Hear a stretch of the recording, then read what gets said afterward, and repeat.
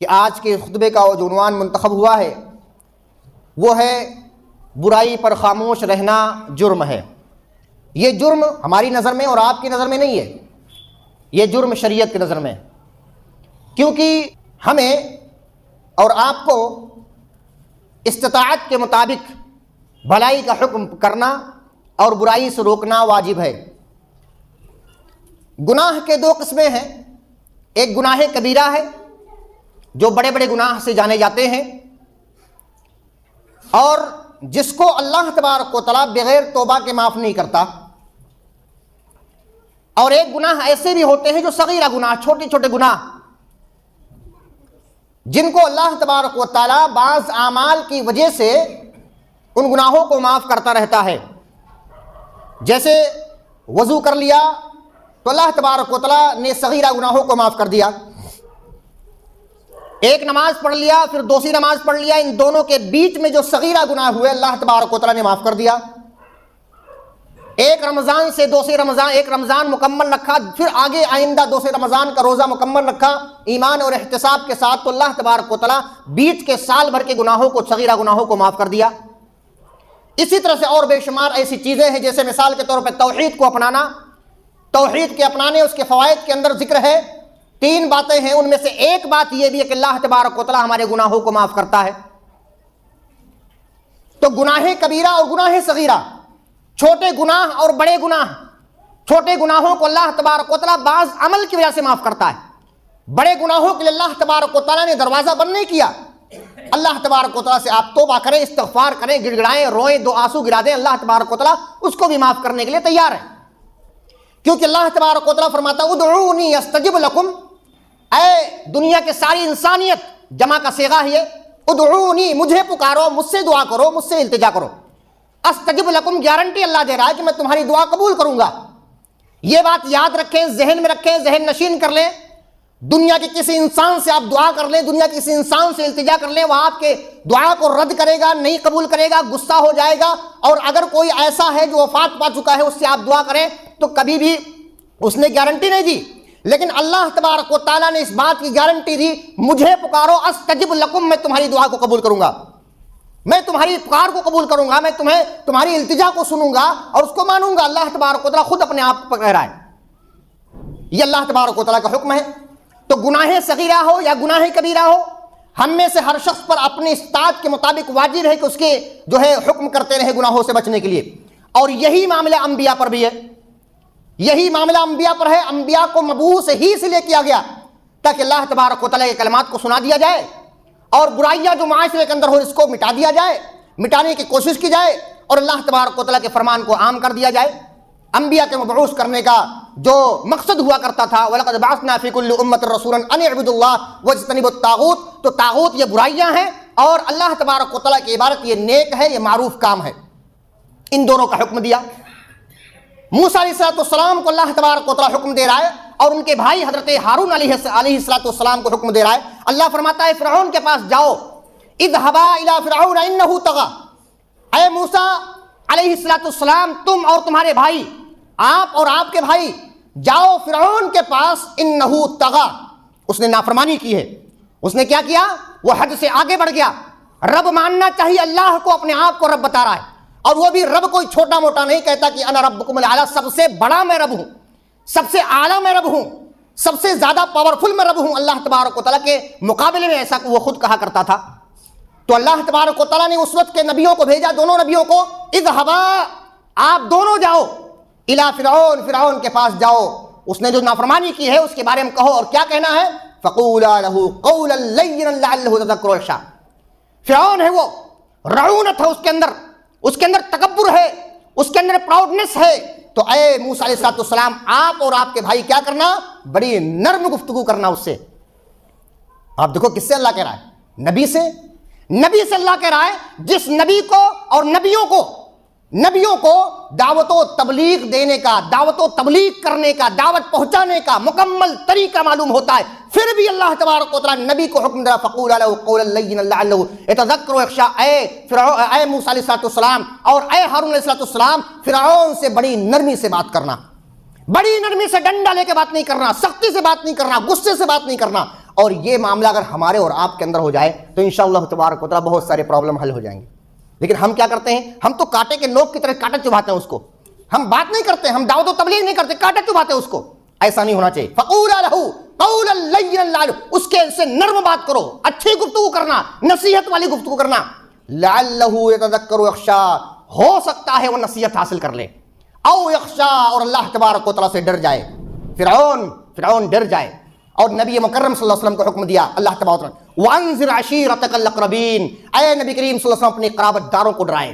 اور یہ اور کس کو ڈرائیں؟ وانذر الناس یوم یاتیہم العذاب, اے نبی مکرم صلی اللہ علیہ وسلم دنیا کی ساری انسانیت کے لیے آپ رہنما چونکہ بن کر آئے ہیں, اس لیے لوگوں کو ڈرا دیں, سارے لوگوں کو بلا تخصیص امت سب کو ڈرا دیں. وانذر الناس, اور یہی چیز اللہ تبارک و تعالیٰ نے سارے مومنوں کو کہہ دیا, کسی کو بخشا نہیں اللہ تعالیٰ, یعنی کسی کو چھوڑا نہیں. بخشا مطلب چھوڑا نہیں اللہ تبارک و تعالیٰ نے, سب کو کہہ دیا کہ امر بالمعروف, بھلائی کا حکم کرنا, برائی سے روکنا, یہ ضروری آپ کے لیے ہے. اگر آپ ایمان والے ہو تو آپ کو بھی حکم ہے. کیا ہے؟ یا ایھا الذین آمنوا قوا انفسکم واہلیکم نارا, اے ایمان والو جہنم کے عذاب سے اپنے آپ کو برائیوں سے بچا کر بچاؤ, اپنے آپ کو برائی سے بچاؤ, جہنم کے عذاب سے بچاؤ اپنے آپ کو.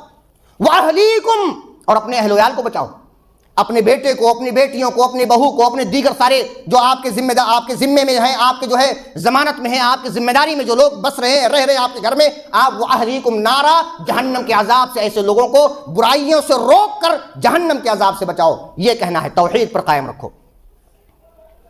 بہترین امت, وہ بہت مشہور آیت کریمہ جو تقریباً سب کو یاد رہتی ہے, سورہ آل عمران پارہ نمبر 4 آیت نمبر 110 کی آیت کریمہ, کنتم خیر امت اخرجت للناس تأمرون بالمعروف وتنہون عن المنکر.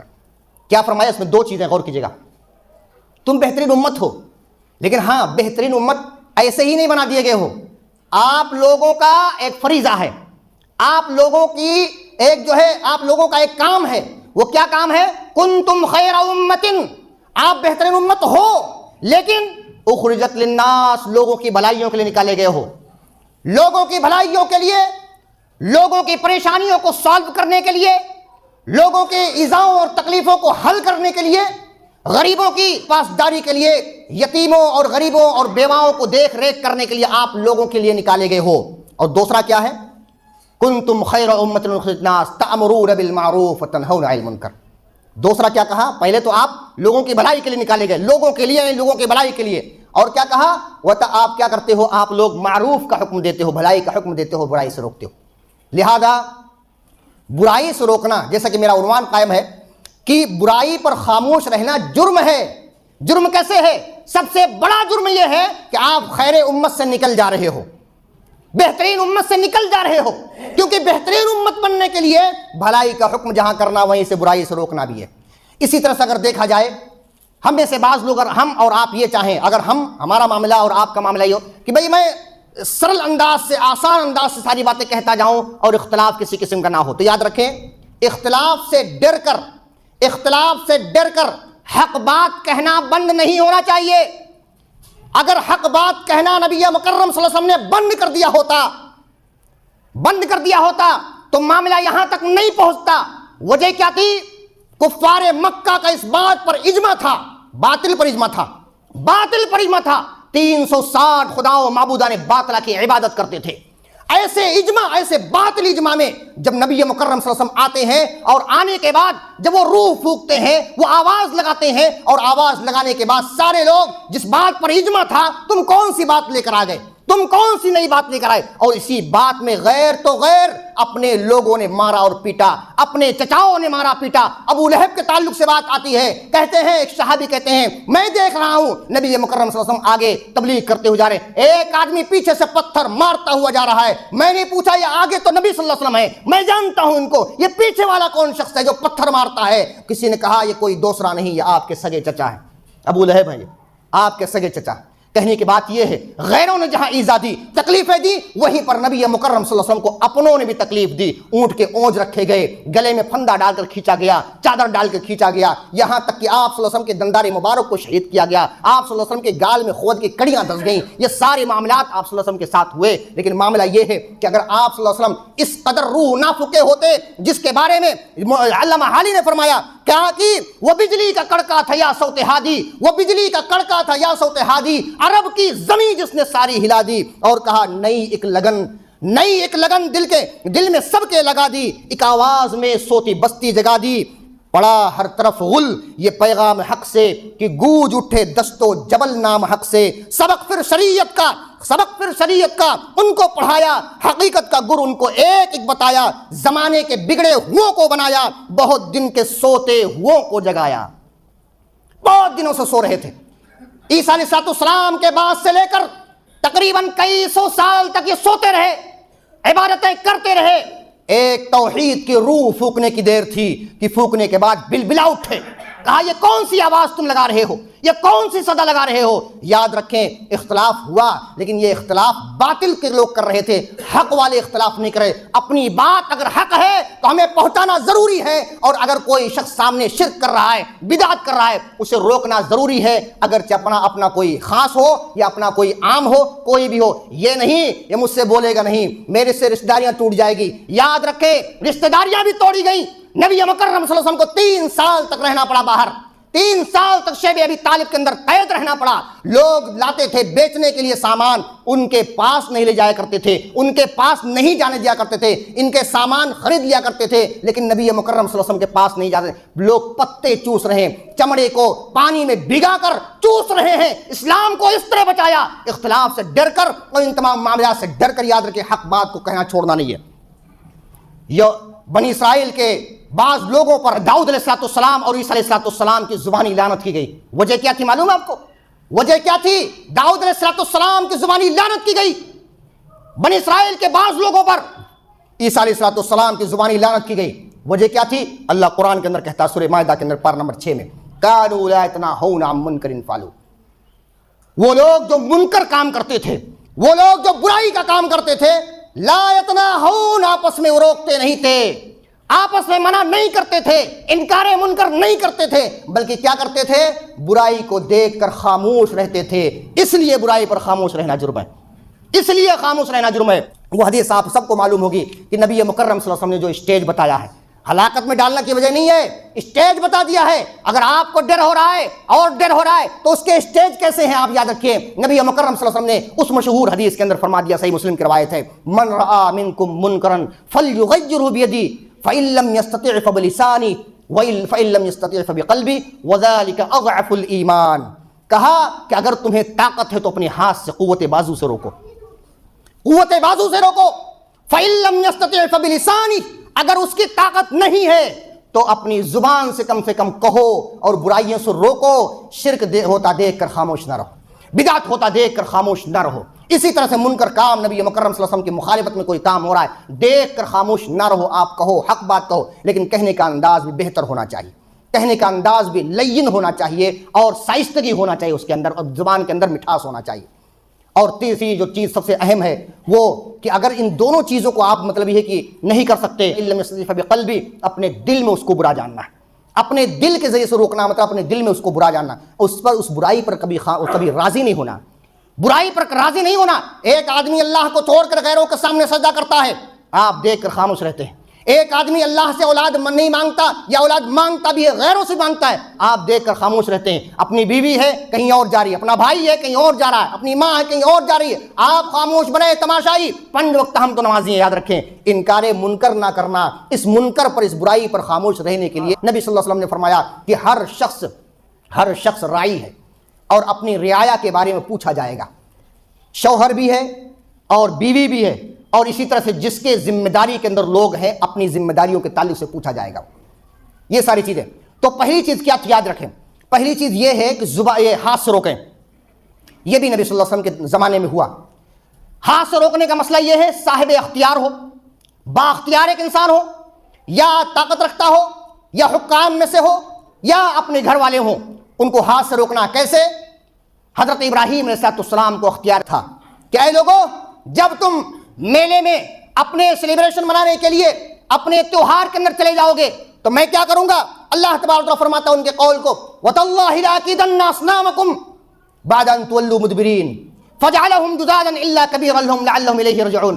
کہا اللہ کی قسم کھا کے کہتا ہوں جب تم یہاں سے میلے میں جاؤ گے، جب تم یہاں سے اپنے تیوہار میں جاؤ گے، پلٹ کر جب چلے جاؤ گے، میں ایک ایک بت کو توڑ کر رکھ دوں گا، ان کے خلاف جو ہے میں ایک چال چلوں گا، اور یہی وہ فجعلہم جذاذا الا کبیرا لہم، سارے کے سارے کو ٹکڑا کر دیا، ایک بڑے بت کو چھوڑ دیا، بڑے بت کو چھوڑ دیا۔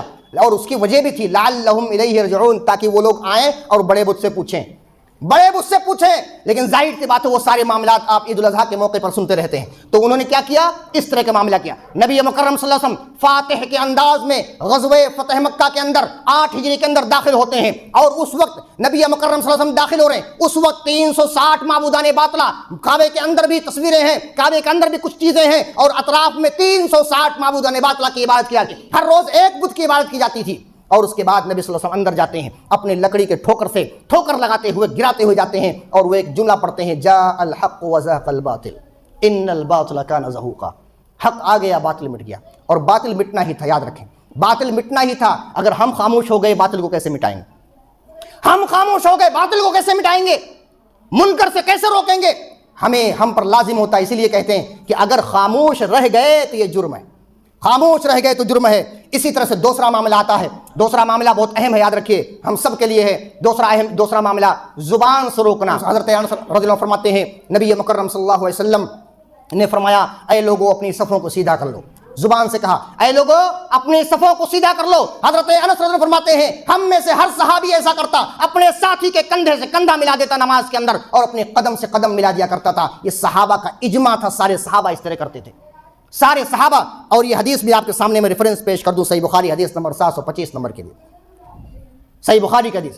اسی طرح سے قولی ایک حدیث زبان سے جو آپ صلی اللہ علیہ وسلم نے کہی، اس کے بارے میں حضرت عبداللہ بن عمر رضی اللہ عنہ فرماتے ہیں میں نبی مکرم صلی اللہ علیہ وسلم کے پاس سے گزر رہا تھا، نبی مکرم صلی اللہ علیہ وسلم نے دیکھا ہمیں، میرا ازار، میرا پیجامہ یا پینٹ یا لنگی جو بھی ہم پہنتے ہیں نیچے، وہ نیچے زمین پر گھسٹ رہا ہے، ٹکنے کے نیچے ہے۔ نبی مکرم صلی اللہ علیہ وسلم نے فرمایا ارفع ازارک، اے عبداللہ بن عمر اپنے ازار کو، اپنے پیجامے کو ٹکنے کے اوپر کر لو، بلند کر لو۔ میں نے بلند کر دیا۔ ثم قال زد، کہا اور بلند کرو، فزدت، میں نے اور بلند کر دیا۔ اس کے بعد کہتے ہیں فما زلت اتحراها، میں اس کے بعد ہمیشہ اس کا خیال کرتا تھا کہ ہمیشہ ٹکنے کے اوپر پیجامہ، پینٹ یا لنگی رکھتا تھا جو بھی پہنتے تھے۔ اسی طرح سے ایک اور حدیث آتی ہے، حضرت عمر بن میمون رضی اللہ عنہ فرماتے ہیں، ایک لمبی حدیث ہے، ایک لمبی حدیث ہے، صحیح بخاری کی حدیث نمبر 3700 نمبر حدیث ہے۔ عمر بن میمون رضی اللہ فرماتے ہیں جب حضرت عمر بن خطاب رضی اللہ عنہ کو مار دیا گیا، یعنی چھرا گھوپا گیا یا نیزہ مارا گیا، ایک شخص حضرت عمر بن خطاب رضی اللہ عنہ کے پاس آئے اور کہا کہ اے امیر المومنین آپ خوش ہو جائیں۔ دیکھیے فضیلت بیان کر رہا ہے حضرت عمر بن خطاب رضی اللہ عنہ کی فضیلت، دیکھیے کیا ہے۔ یہی فضیلت نہیں ہے، اس کے علاوہ بہت ساری ہیں، لیکن یہ بڑی بڑی فضیلت اس نے گنائی اس نوجوان نے۔ ایک نوجوان آتا ہے، کہا اے امیر المومنین خوش ہو جائیے، اللہ تبارک و تعالیٰ نے آپ کو موقع دیا کہ جناب محمد رسول اللہ صلی اللہ علیہ وسلم کی مصاحبت آپ نے اختیار کی، آپ نبی مکرم صلی اللہ علیہ وسلم کے ساتھ میں رہے۔ اور یہ فضیلت جانتے ہیں کتنی بڑی ہے؟ ایک صحابی ہونا یہ دنیا کی بڑی فضیلتوں میں سے ایک بڑی فضیلت ہے۔ صحابی ہونا گویا کہ اللہ تبارک و تعالیٰ کی رضا مل گئی، رضی اللہ عنہ کے اندر داخل ہو گئے۔ حضرت عبداللہ بن عمر فرماتے ہیں کہ نبی، غور کیجیے گا، نبی مکرم صلی اللہ علیہ وسلم کے ساتھ ایک لمحہ بیٹھ جانا، غور کیجیے گا، ایک لمحہ کس کو بولتے؟ 1 منٹ بھی نہیں، مطلب 1 منٹ سے کم، 1 منٹ مان لیجئے مثال کے طور پہ، 1 منٹ بیٹھ جانا نبی صلی اللہ علیہ وسلم کے ساتھ میں ایمان کی حالت میں، دنیا کے سارے انسانوں سے، یعنی ان کے بعد دنیا کے سارے انسانوں کی 40 سال کی عبادت سے بہتر ہے۔ اللہ اکبر۔ کہاں سے لائیں گے صحابہ تک پہنچنے کا مقام؟ ہم نہیں پہنچ سکتے۔ دوسری حدیث آتی ہے کہ 1 منٹ یعنی 1 لمحہ نبی مکرم صلی اللہ علیہ وسلم کی مصاحبت میں بیٹھ جانا، ان کی محفل میں بیٹھ جانا تمہاری زندگی بھر کی عبادت سے بہتر ہے۔ تو اے امیر المومنین، اللہ تبارک و تعالیٰ نے آپ کو نبی مکرم صلی اللہ علیہ وسلم کا ساتھ عنایت کیا ہے۔ دوسرا کیا؟ بہت سارے لوگوں سے پہلے آپ اسلام قبول کیے، یہ بھی ایک فضیلت ہے۔ اور تیسری بات کیا؟ اللہ تبارک و تعالیٰ نے آپ کو امیر المومنین خلیفہ بنا دیا۔ یہ بھی یاد رکھے، کیا پورے صحابہ کا اجماع اس بات پر تھا کہ عمر بن خطاب رضی اللہ عنہ خلیفہ ہے حضرت ابوبکر رضی اللہ عنہ کے بعد۔ پورے صحابہ کا اجماع، پوری امت کا اجماع اس بات پر ہے، آپ کو خلیفہ بنایا اللہ تبارک و تعالیٰ نے۔ دوسری بات یہ، خلیفہ بننے کے بعد آپ نے عدل و انصاف سے کام لیا، اور اس کے بعد ایک خاص بات یہ، پھر لاسٹ میں اللہ تبارک و تعالیٰ نے آپ کو شہادت نصیب کی۔ شہید تو ہوئے نہیں، شہید تو نہیں ہوئے، لیکن ان سے ڈائریکٹ وہ نوجوان کہہ رہے ہیں کہ آپ کو شہید کر دیا گیا، آپ کو شہادت مل گئی۔ کیا مطلب ہوا اس کا؟ مطلب یہ ہوا کچھ ایسے معاملات ہوئے تھے کہ اب ڈاکٹروں نے جواب دے دیا، اور ایک انسان تجربہ کار سمجھ سکتا ہے کہ اب اس کے بعد ان کو بچنے کا چانس نہیں ہے۔ ہوتا کیا تھا، جو چیز پلانے کی کوئی چیز پلاتے تھے پیٹ کے راستے سے نکل جاتا تھا، پیٹ کے راستے۔ اللہ اکبر، یہ دین کے راستے میں ہوا ساری چیز، یاد رکھیں۔ ہمیں کیا مشکلات ہوئی، ہمیں کیا پریشانیاں ہوئی؟ کوئی نہیں، ہمیں کیا پریشانی ہوئی، ہمیں کیا پریشانیاں ہوئی؟ ان کے مقابلے میں پیٹ کے راستے میں، یعنی ان کی اتڑیوں کو پھاڑ دیا گیا تھا، اتڑیاں پھٹ گئی تھیں، پیٹ چاک ہو گیا تھا، اوپر سے منہ سے ڈالا جاتا تو پیٹ کے باہر سے نکل جاتا تھا۔ لوگوں کو معلوم ہو گیا کہ اب یہ بچنے والے نہیں ہیں، کیونکہ یہ معاملہ خطرناک ہے۔ کہا نوجوان نے، اے امیر المومنین، اللہ تبارک و تعالیٰ نے آپ کو شہادت نصیب کی ہے۔ حضرت عمر بن خطاب کیا فرماتے ہیں معلوم ہے؟ کہتے ہیں کہ جہاں تک حکومت کا معاملہ ہے میں چاہتا ہوں برابر سرابر چھوڑ دیا جاؤں، نہ اللہ مجھے جزا دے نہ سزا دے، لیکن آج تو عہدہ اور منصب کے لیے ہم مرے جا رہے ہیں، پیسے کھلا رہے ہیں، پیسے کھلا رہے ہیں، کوئی شراب پلا رہا ہے، کوئی اور کچھ کر رہا ہے۔ عہدہ منصب حاصل کرنے، چاہے مسلمان ہو، جماعت و جمعیت کا کام ہو، یا اسی طرح سے دیگر لوگوں کا کام ہو، غیر مسلموں کا کام ہو، عہدہ اور منصب حاصل کرنے کے لیے ہر تگو دو کر دیتے ہیں، بہت سارے گناہ کر دیتے ہیں تو عہدہ اور منصب حاصل کرنے کے لیے۔ عہدہ اور منصب کو حاصل کرنا کوئی اچھی بات نہیں ہے۔ اللہ تبارک و تعالیٰ آپ سے پوچھے گا، آپ کو عہدے کے بارے میں پوچھے گا، آپ کو امارت کے بارے میں، آپ کو صدارت کے بارے میں، آپ کو نظامت کے بارے میں، ہر چیز کے بارے میں اللہ تبارک و تعالیٰ کے سامنے جواب دینا پڑے گا، ہر چیز کے بارے میں جواب دینا پڑے گا۔ تو کہتے ہیں میں امارت کے معاملے میں جو امیر المومنین بنا اس کے معاملے میں چاہتا ہوں کہ برابر سرابر چھوڑ دیا جاؤں۔ اتنا معاملہ تھا، نوجوان جانے لگا۔ جانے کے بعد انہوں نے دیکھا کہ اس کا ازار، اس کا پیجامہ ٹخنے کے نیچے۔ فرمایا کہ اس نوجوان کو میرے پاس بلاؤ۔ دیکھو حالت کیسی، یاد رکھیے گا حالت کیسی ہے۔ ایسی حالت میں نوجوان کو بلاؤ مجھے، اور انکار منکر کر رہے ہیں، اس منکر پر تنبیہ کر رہے ہیں، اور ہو رہا ہے کیا معاملہ کہ جو کھانا پینا ڈالا تھا منہ سے وہ پیٹ سے نکل جا رہا ہے۔ اتنی خطرناک حالت ہے، لیکن ایسے معاملات میں برائیوں پر خاموش نہیں رہ رہے ہیں۔ وہ نوجوان آتا ہے اور کہتے ہیں یبن اخی ارفع ثوبک، اے میرے بھتیجے، اے میرے بھائی کے بیٹے، اپنے کپڑے کو ٹخنے کے اوپر اٹھا لو۔ وابقى لثوبک، اس سے تمہارا کپڑا بھی برقرار رہے گا، تمہارا کپڑا بچنے کا باعث بنے گا، تمہارا کپڑا دیر تک چلے گا، اور دوسرا اپنے رب کے لیے تقوی کا باعث ہوگا۔ لہذا تقوی کا باعث ہے یہ کہ پیجامہ اور پینٹ اور ٹخنے کے اوپر رکھا جائے۔ اسی طرح سے ایک اور بات، تیسری بات جو تھی، یہ آخری بات ہے، تیسری بات تھی اگر ہاتھ سے نہیں روک سکتے تو زبان سے، اور زبان سے نہیں روک سکتے تو کم سے کم دل میں اس کو برا جانو۔ اس کے تعلق سے بھی ایک حدیث آپ کے سامنے صحیح مسلم کے پیش کر رہا ہوں۔ حضرت حذیفہ رضی اللہ بیان کرتے ہیں کہ میں نے نبی کریم صلی اللہ علیہ وسلم سے سنا، نبی مکرم صلی اللہ علیہ وسلم نے فرمایا یہ فتنے لوگوں کے دلوں میں چٹائی کے تنکوں کے مانند ایک ایک کر کے بس جائیں گے، لہذا جس کے دل میں وہ فتنہ چلا گیا اس کے دل میں ایک سیاہ نقطہ پڑ گیا، اور جس کا دل اس کو ایکسپٹ نہیں کیا، قبول نہیں کیا، اس کے دل میں ایک سفید نقطہ پڑ جائے گا۔ لہذا اسی حدیث کے اندر کہتے ہیں دل کی دو قسمیں ہیں، ایک دل تو وہ ہے جو سفید ہے، سفید چکنے پتھر کی طرح ہے، جب تک آسمان و زمین ہوں گے اس دل میں فتنہ کبھی اجاگر نہیں ہوگا، اس دل میں کبھی فتنہ اجاگر نہیں ہوگا، اور اس دل میں کبھی فتنہ جائے گا نہیں۔ وجہ کیا بنتی ہے؟ وجہ یہ بنتی ہے کہ فتنے کو آپ فتنہ سمجھیں گے کب، فتنے کو فتنہ سمجھیں گے کب؟ ظاہر سی بات ہے، فتنوں کے تعلق سے بتایا جاتا ہے کہ علماء کرام سب سے پہلے فتنوں کو سمجھ جاتے ہیں، پرکھ جاتے ہیں، اور جب فتنہ آ کر چلا جاتا ہے تب عوام کو معلوم پڑتا ہے کہ یہ تو فتنہ تھا۔ اسی لیے کہا جاتا ہے کہ علماء سے جڑ کر رہیں، پڑھے لکھے لوگوں سے جڑ کر رہیں، تاکہ اللہ کے رسول صلی اللہ علیہ وسلم نے جو فرمایا اس سے، اس فتنے سے بچا جا سکے۔ دوسرا دل یہ ہے کالا اور مٹیالے رنگ کا، اودھے لوٹے کی طرح ہوتا ہو، اودھے لوٹے کی طرح۔ وہ کیا کرتے ہیں؟ لا يعرف معروفا ولا ينکر منکرا الا ما اشرب هواه۔ ایسے دل والے جس کا دل کالا ہو گیا، ایسے دل والے نہ معروف کو معروف سمجھتے ہیں، نہ نیکی کو نیکی سمجھتے ہیں، اور نہ ہی برائی کو دیکھ کر روکتے ہیں۔